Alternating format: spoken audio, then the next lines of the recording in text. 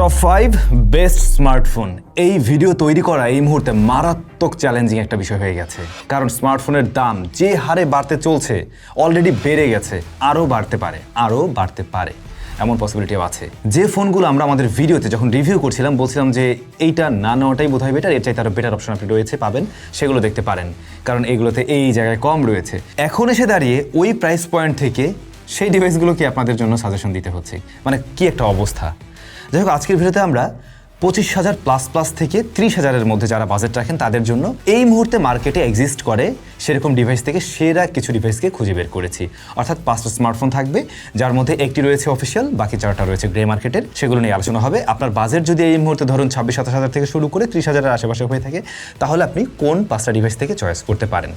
I hope এই ভিডিওর মাধ্যমে আপনি ফাইন্ড আউট করতে পারবেন। চলুন শুরু করা যাক। বাই দ্য ওয়ে, আজকের ভিডিওতে যে ফোনগুলো নিয়ে কথা বলবো, যে দাম বলা হবে, এই দামে আপনারা ফোনগুলো পেয়ে যাবেন কিন্তু SMS গ্যাজেটে। তবে বর্তমান প্রাইস এইটা, প্রাইস আপডেট হতে পারে, সেক্ষেত্রে ওদের ওয়েবসাইট অবশ্যই আপনারা একটু চেক করে দেখবেন, কমতেও পারে, আর যে হারে বাড়তেছে বলা যায় না। এনিওয়ে, আমরা প্রথমেই 27,000 টাকা দামের একটা স্মার্টফোন নিয়ে কথা বলতে চাই, যে স্মার্টফোনটার 128GB ভ্যারিয়েন্ট এই মুহূর্তে 27,000 টাকায় পাবেন আপনারা, Moto Z96।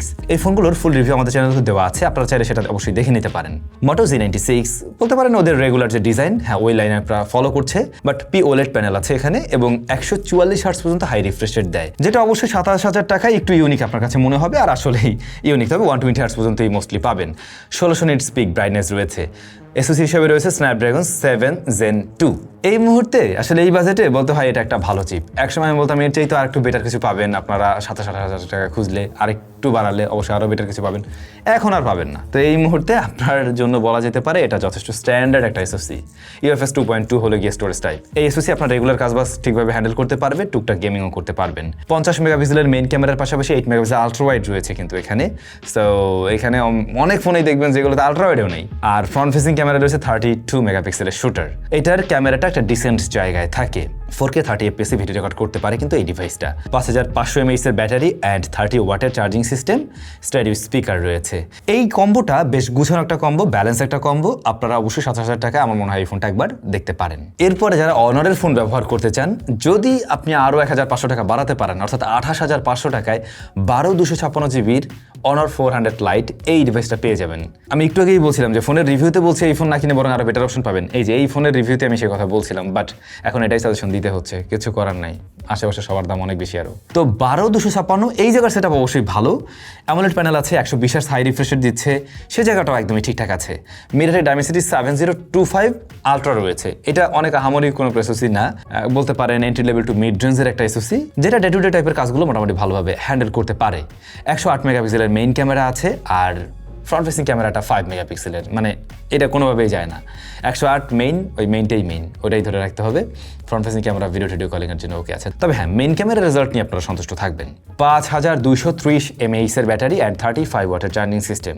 এখন যদি আপনার অনরের ফোন প্রয়োজন হয় এবং ক্যামেরাটার একটু হাই মেগাপিক্সেল প্লাস ওদের UI সব কিছু মিলে ভালো লাগে, আপনি এই ফোনটাকেও দেখতে পারেন। কিছু জায়গায় কনসিডার করতে হচ্ছে, তা তো শুনলেনই।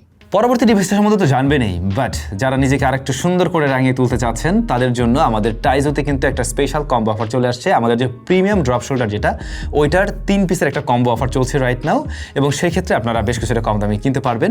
ডিসক্রিপশনে আপনাদের জন্য আমি লিঙ্কটা দিয়ে দিচ্ছি কম্বো অফারে, অবশ্যই চাইলে এখনই আপনি নিয়ে নিতে পারেন। তাছাড়াও টাইজোতে এখন কিন্তু গ্যাজেট আইটেমগুলো রয়েছে, এবং টাইজো যেহেতু আমাদের নিজস্ব ব্র্যান্ড, সো ওইখান থেকে গ্যাজেট বলেন, পাওয়ার ব্যাংক বলেন, এই জাতীয় জিনিসপত্র কিনতে গেলে আপনি শিওর থাকেন যে একদম অথেন্টিকটাই পাবেন।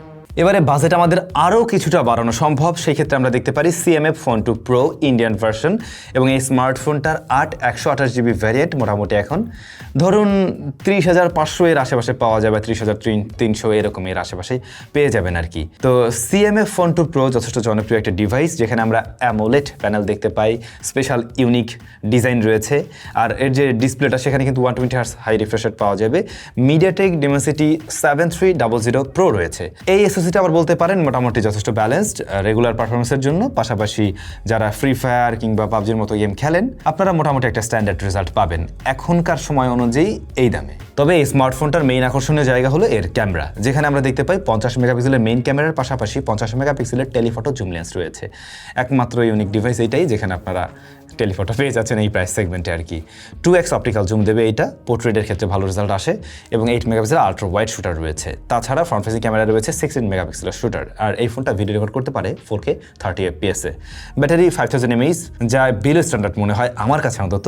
33 ওয়াটের চার্জিং সিস্টেম, তবে CMF Phone 2 Proর ব্যাকআপ একদিন যায়, ঠিকভাবে একদিন যায় মোটামুটি। এই ফোনটাকেও খুব সহজে রেকমেন্ড করা যায় আপনাদের জন্য। আপনাদের বাজেট যদি এখন 30,000 আশেপাশে হয়ে থাকে, এটাকে অবশ্যই দেখবেন আমার মনে হয় একবার। একটা সময় এরকম প্রাইস সেগমেন্টে আপনারা টার্বো পাইতেন, টার্বো 4 ওই যে রেডমির, তারপরে অনার 200 পাইতেন, বাট ওই দিন ভুলে যান আপাতত। আচ্ছা, এরপরে বাজেট যদি আরও কিছুটা আপনার হাতে থাকে, লাইক 31,000 টাকার মতো, সেক্ষেত্রে আপনি দেখতে পারেন IQ Z10 এর ইন্ডিয়ান ভার্সন। IQ Z10 এই স্মার্টফোনটাতে অ্যামোলেড প্যানেল আছে, হাই রিফ্রেশ রেট রয়েছে এবং 5000 নিটস পিক ব্রাইটনেস রয়েছে।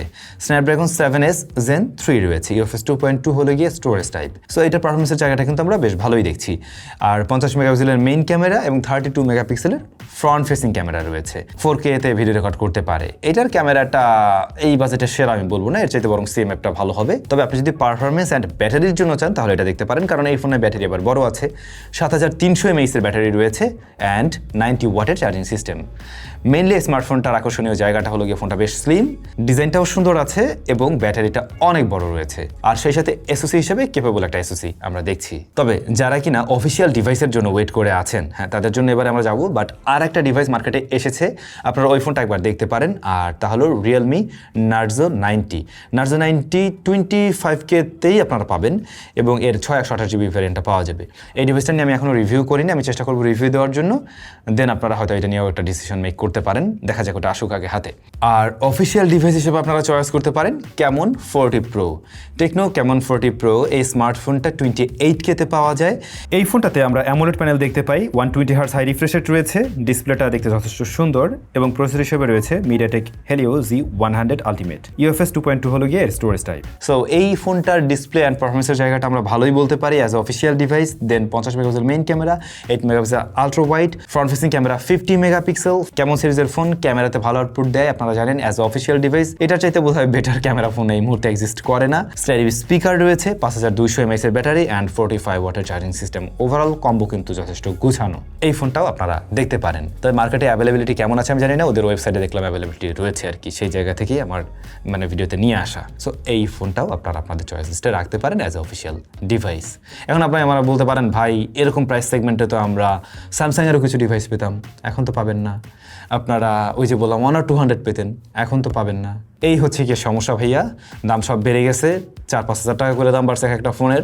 এখন এই মানে দুর্বিষহ অবস্থা আসলে কবে শেষ হবে আমরা এখনও শিওর না। আমরা প্রিভিয়াসলি জেনেছিলাম হয়তো বা এটা 2027 সালের ফার্স্ট কোয়ার্টারের দিকে গিয়ে শেষ হতে পারে।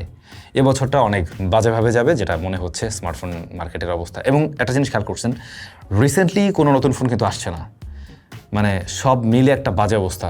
পাওয়ার ব্যাংকের দাম বাড়তে চলছে হিউজ। যারা পাওয়ার ব্যাংক কেনার চিন্তা ভাবনা করছিলেন, এখনও যদি কম দামে পান আমি বলবো কিনে ফেলেন যদি কেনার হয়ে থাকে আর কি, কারণ পাওয়ার ব্যাংকেরও প্রচুর দাম বাড়তে চলছে। চায়নার প্রত্যেকটা ব্যাটারি কোম্পানির দাম বাড়াই ফেলছে। ইভির দাম বাড়বে, ব্যাটারি চালিত মোটরসাইকেল সেগুলোর দাম বাড়বে, মানে ব্যাটারি যে জায়গায় ব্যবহার হচ্ছে সবগুলোর দাম বাড়বে, এই একটা অবস্থা। যাই হোক, সবাই ভালো থাকবেন, দেখা হচ্ছে নতুন ভিডিওতে অবশ্যই। এরপরে কত টাকা বাজেটের ভিডিও চান সেটা কমেন্ট করে জানাতে ভুলবেন না।